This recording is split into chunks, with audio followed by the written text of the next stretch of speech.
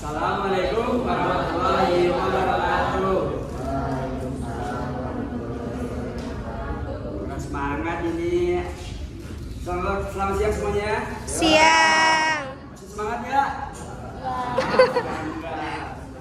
Ya, di sini kami dari kelompok 5 akan membuat teman-teman semangat lagi.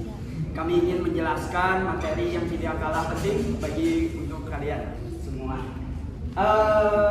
Saya di sini akan memperkenalkan diri. Saya sebagai moderator. Perkenalkan, nama saya Andia dan teman-teman saya dari arah kanan. Perkenalkan, saya Meilani dengan NIM akhir 1127.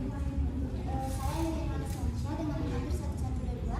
Saya Cynthia 2005 dengan NIM akhir 1121. Saya Setia Bintang Acara dengan NIM akhir 1125. Saya Noval Kurniawan dengan NIM akhir 129.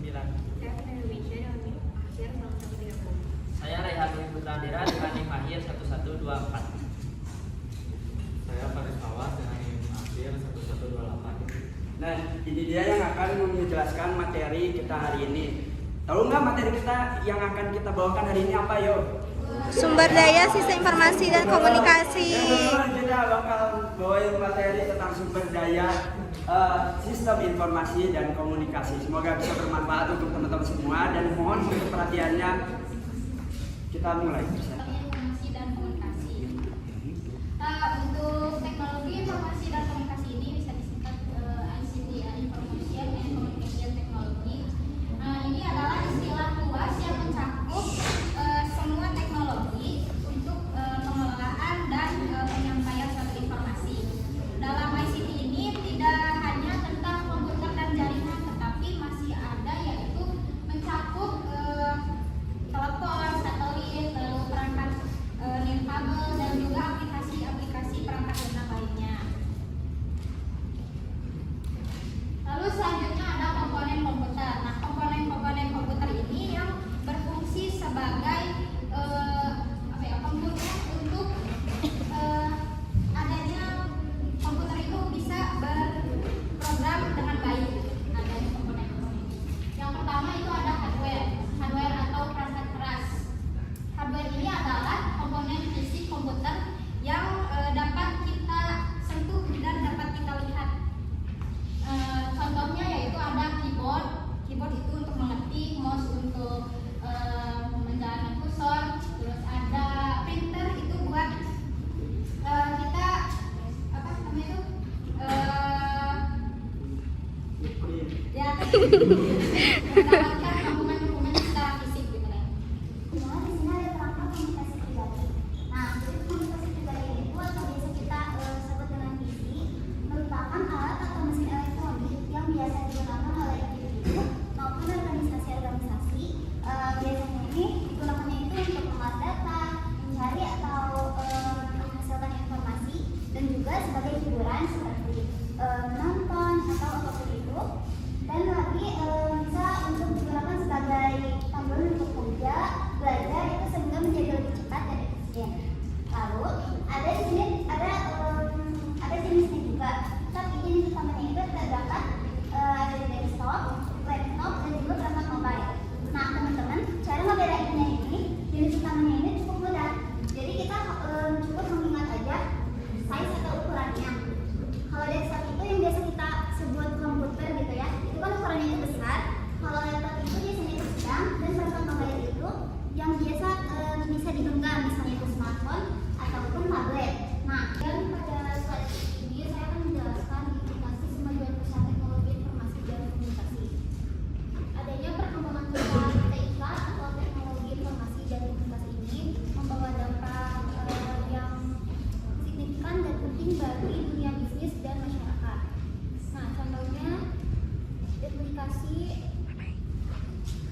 kemajuan pesat teknologi informasi dan komunikasi ini ada peningkatan efisiensi dan produktivitas, di mana teknologi informasi memungkinkan otomatisasi proses bisnis dan komunikasi yang lebih cepat sehingga perusahaan dapat bekerja lebih efisien dan meningkatkan produktivitas secara signifikan.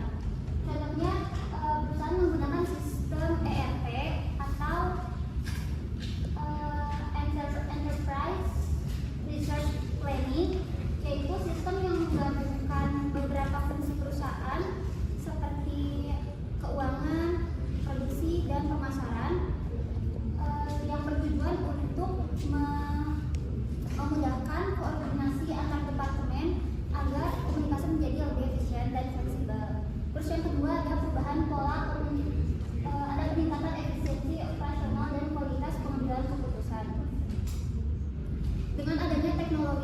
membantu mempercepat proses kerja dan menyediakan data real time untuk analisis sehingga keputusan dapat dibuat dengan lebih cepat dan tepat.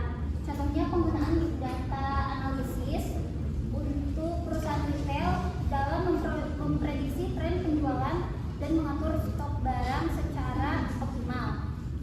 Yang ketiga ada transformasi model bisnis dan persaingan global. Teknologi mengubah peran dan keterampilan yang dibutuhkan dari tenaga kerja serta menimbulkan isu etika seperti privasi dan penggunaan data. Contohnya, karyawan baru perlu menguasai kemampuan digital baru, sementara perusahaan harus memastikan data pelanggan yang digunakan secara etis dan aman. Ini saya akan menjelaskan sumber daya input dan output. Yang pertama ada definisi. Input adalah data atau informasi mentah yang dimasukkan ke dalam sistem informasi untuk diproses. Nah, output adalah kebalikan dari input atau hasil dari informasi yang telah diproses oleh sistem dari input tadi. Lalu yang selanjutnya adalah jenis input dan output. Jenis input berupa data mentah seperti angka, teks, gambar atau suara, dan lainnya. Lalu jenis output adalah laporan, grafik, notifikasi, dokumen yang mudah dipahami. Output bisa berupa cetak atau hard copy atau digital atau soft copy. Yang terakhir, perannya dalam sistem informasi. Input berperan sebagai bahan baku utama yang akan diolah oleh sistem untuk menghasilkan output yang berguna. Lalu terakhir adalah peran output sebagai dasar pengambilan keputusan, evaluasi atau tindakan selanjutnya dalam Selanjutnya ada berbagai strategi jaringan komputer. Jadi strategi jaringan komputer itu adalah metode untuk merancang, mengelola serta mengamankan jaringan agar efisien dan andal serta aman. Yang selanjutnya ada jenis-jenis strategi jaringan. Yang pertama ada strategi arsitektur jaringan, yang kedua ada strategi topologi jaringan, yang ketiga ada strategi skalabilitas, yang keempat ada strategi keamanan jaringan, yang kelima ada strategi pemeliharaan dan monitoring, dan yang terakhir itu ada strategi manajemen akses. Dan yang selanjutnya itu ada tujuan utamanya. Yang pertama untuk mengefisiensi komunikasi data antar bagian organisasi, yang selanjutnya itu untuk menjamin keamanan dan kendala jaringan, yang ketiga itu untuk mendukung pertumbuhan serta pertumbuhan skalabilitas jaringan, yang keempat ada mengoptimalkan sumber daya dan mengurangi biaya operasional, yang kelima itu ada meningkatkan kualitas layanan informasi untuk mendukung pengambilan keputusan manajerial. Jadi saya akan menjelaskan tentang pengadaan komunikasi melalui sistem telepon umum dan jaringan. Nah, jadi kalau sistem telepon umum itu menggunakan sirkuit switching, yaitu jalur khusus dibuat untuk tiap panggilan suara. Jadi sistem telepon umum ini cuma buat kirim suara aja, jadi nggak bisa gambar ataupun teks juga. Nah, contohnya itu kayak misalkan kita lagi di hotel, jadi kita contohnya telepon resepsionis. Nah, jadi cuma bisa suara aja tanpa teks atau video apapun. Nah, terus yang kedua itu jaringan komputer. Nah, kalau jaringan komputer ini menggunakan paket switching di mana data itu dipecah menjadi paket kecil dan dikirim melalui jalur bersama.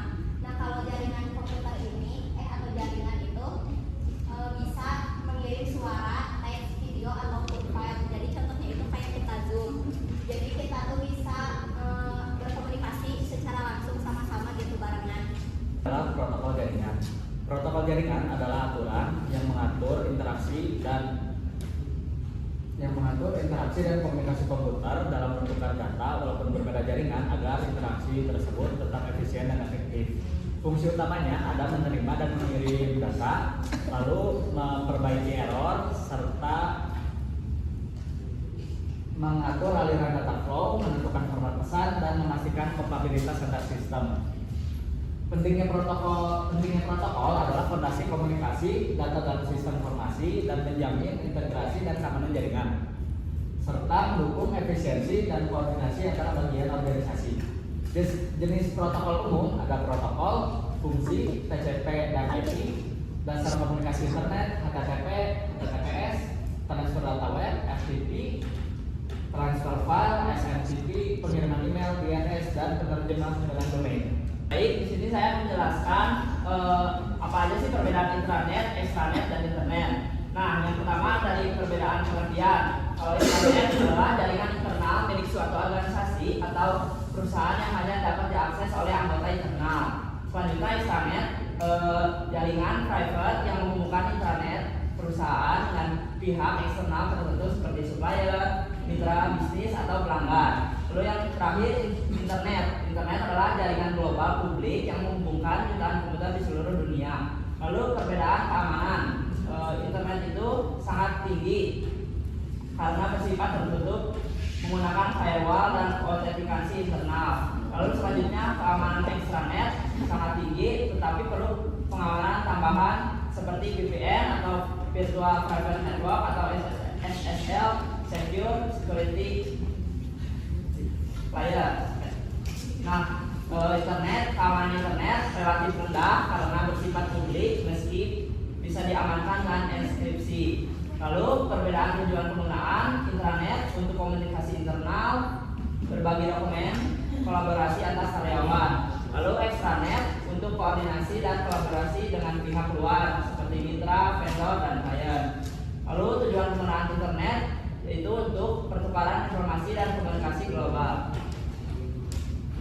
Lalu selanjutnya perbedaan aksesibilitas. Intranet terbatas hanya untuk karyawan atau anggota organisasi. Lalu extranet dapat diakses oleh pihak internal dan eksternal yang diberi izin khusus. Lalu yang terakhir internet aksesibilitasnya terbuka untuk semua pengguna di seluruh dunia. Nah, contoh intranet itu seperti portal karyawan PT Telkom untuk absensi, email internal, dan pengumuman perusahaan. Lalu contoh extranet yaitu sistem loginnya khusus bagi supplier Toyota untuk mengakses data pesanan. Lalu yang terakhir contoh internet yaitu seperti situs web seperti Google, YouTube, atau Wikipedia. Belajar teknologi sistem informasi dan komunikasi itu sangat penting ya teman-teman. Apalagi kita setelah presentasi sama teman-teman tadi tahu tuh komponen komputer apa, input, output proses apa. Jadi tahu kan printer gunanya buat apa? Nggak tahu? Nanti perhatiin lagi ya. Apalagi kita mengetahui tentang kemajuan teknologi komunikasi, dan itu pun sangat penting teman-teman. Dulu kita komputer atau laptop dulu tebalnya segini, sekarang bisa jadi tipis, dan HP juga sekarang bisa dipencet, sekarang dulu nggak bisa, ya mungkin gitu ya. Apa ya? Ya kan dulu siapa doang ya kan, touchscreen sekarang. Ya jadi internet juga dulu sambungan telepon, sekarang internetnya udah modern. Apalagi tadi dijelasin tentang internet, intranet, extranet, warnet, lah yang lainnya gitu. Dan semoga ini bermanfaat buat teman-teman semua. Aminnya mana dong? Amin. Oke teman-teman, begitulah sekian presentasi kami. Sekarang kita buka dengan forum tanya jawab. Kelompok 5 atas presentasi kami, kelebihan dan kekurangannya mohon dimaafkan. Sekian, wassalamualaikum warahmatullahi wabarakatuh.